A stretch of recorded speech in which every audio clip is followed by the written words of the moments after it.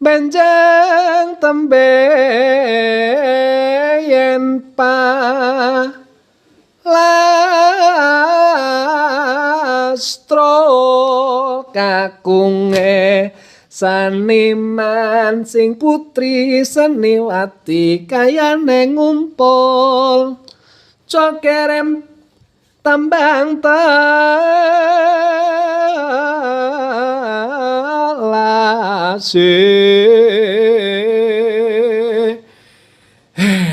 janji sabar waton jo kesoso sawahe ombo cembar parine lemu-lemu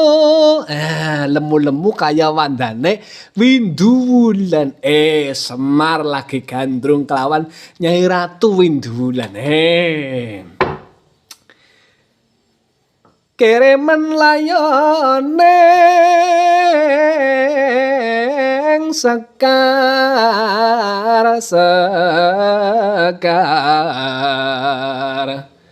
jote kubur jroning bumi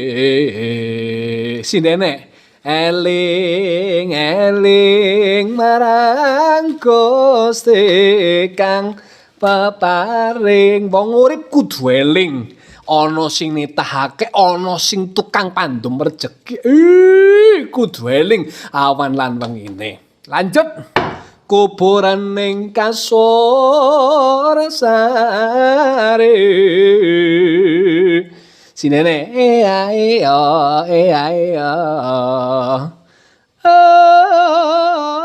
loro panah sutra ongo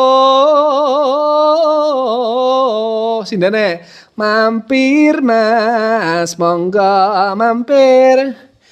sing paling seneng ki nang kene nyong cakepane sing paling seneng nek sinom ki nang kene bantalono nah nek Semar wis bisa kasembadan ngarabi Dewi Windulan angger bubut dibantali karo Bayu Dara